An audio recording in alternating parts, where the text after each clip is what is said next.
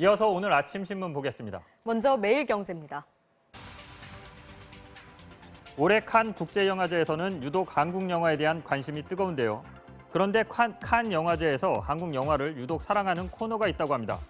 바로 영화 악인전이 초대된 미드나잇 스크리닝인데요. 비경쟁 심야 상영 부분인 이 섹션에서 한국 영화는 올해까지 6년 연속 초청됐고 지난 2014년부터 올해까지 전체 초청작 가운데 39%가 한국 영화라고 합니다. 장르물 중심의 이 섹션에 한국 영화 비중이 절대적인 건 대중성 높은 작품이 많기 때문이라는데요. 하지만 일각에선 이 부분이 너무 조폭물 위주로 초청해서 한국 영화에 대한 왜곡된 상을 심어줄 수 있다는 지적도 나오고 있다고 합니다. 요즘 부모들은 국공립 어린이집에 아이를 보내면 로또 맞았다는 말을 한다고 하죠.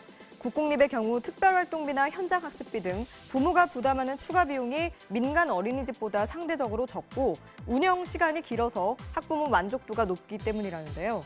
그런데 문제는 지역별로 이용률 차이가 크다는 점입니다. 전국 17개 광역단체의 국공립 어린이집 이용률을 분석해보니 서울이 1등, 꼴찌는 대전으로 서울과 무려 8배 넘게 차이가 벌어졌다고 합니다. 또 광주, 전북 등 17개 시도 가운데 10곳의 이용률도 10%가 채 안 돼 국공립 어린이집 시설이 부족한 현실을 반영했습니다.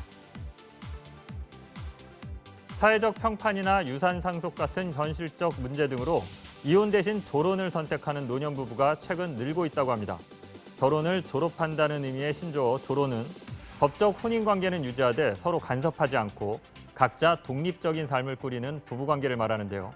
조론이 증가하는 이유에 대해서 대해 전문가들은 100세 시대에 들어서면서 결혼 생활에 대한 노인들의 인식이 변화하고 있기 때문이라고 분석했습니다. 지금껏 참고 살았는데 이 나이에 무슨 이혼이냐가 아닌 길어진 노년기를 누구와 어떻게 보낼 것인가에 대한 고민이 깊어지면서 조론뿐 아니라 해혼이나 휴혼 같은 다양한 결혼 관계가 모색되고 있다고 설명했습니다. 지난달 시행된 이른바 조두순법에 따라 재범 우려가 높은 미성년 대상 성범죄자는 전담 보호 관찰관으로부터 하루 24시간 1:1 밀착 감시를 받게 됐는데요. 하지만 성범죄 불안감은 좀처럼 사라지지 않고 있습니다. 지난해 말 기준 보호관찰관 1명이 맡은 대상자가 128명. 보호관찰 업무가 많다 보니 범죄 예방을 제대로 기대하기 어렵다는 지적이 나오고 있는데요. 경제협력개발기구 OECD의 보호관찰관 1명당 관리 대상자는 27명으로 한국의 21% 수준이라고 합니다. 최근 학교 폭력 피해를 입은 학생 가운데 학교나 교육청 등의 도움을 청하는 대신 경찰에 직접 신고하는 학생이 늘고 있다고 합니다. 실제로 경찰 통계 연보를 보면 학생들의 신고 건수가 매년 늘고 있는데 지난해의 경우 경찰의 학교 폭력 검거 현황이 1만 3천여 건으로 집계됐다고 합니다. 학교에 말해봤자 조용히 끝내려는 일부 교사들 탓에 제대로 해결되지 않는 경우가 많기 때문이라는데요.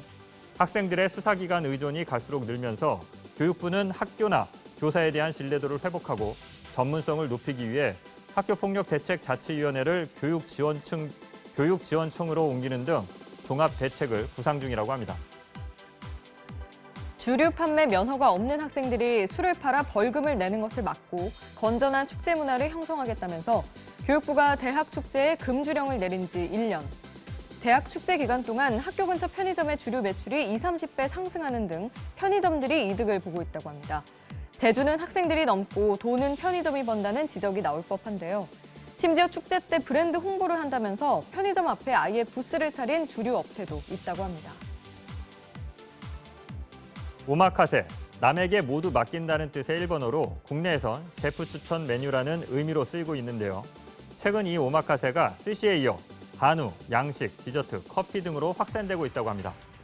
음식점이 알아서 고기를 정해 구워주는 한우 오마카세의 경우 서울에만 50여 곳이 영업하고 있고 카페에서도 오늘 가장 맛있는 원두를 종류대로 맛볼 수 있는 방식의 테이스팅 메뉴가 늘고 있다는데요. 그날그날 신선한 재료를 즐길 수 있는 데다 오늘은 어떤 메뉴가 나올까 하는 호기심이 소비자들을 끌어모으고 있다고 신문은 설명했습니다. 채식이 하나의 생활 양식으로 당당히 자리를 잡아가면서 콩으로 만든 소시지, 가지나 절인 토마토 등을 활용한 스시 등 채식 메뉴가 날로 진화하고 있다고 합니다. 채식 메뉴가 있는 음식점을 소개하는 한 스마트폰 앱에 등록된 식당들도 지난해 3월 300곳에서 이달엔 1,700여 곳까지 늘었다는데요. 먹거리뿐 아니라 가방이나 비누, 동물 사료 같은 관련 상품들도 주목을 받으면서 지난 2016년 국내에 처음 열린 비건 페스티벌 행사의 경우 회차를 거듭할수록 참여 인원과 부스가 늘고 있다고 합니다. 지금까지 아침신문 살펴봤습니다.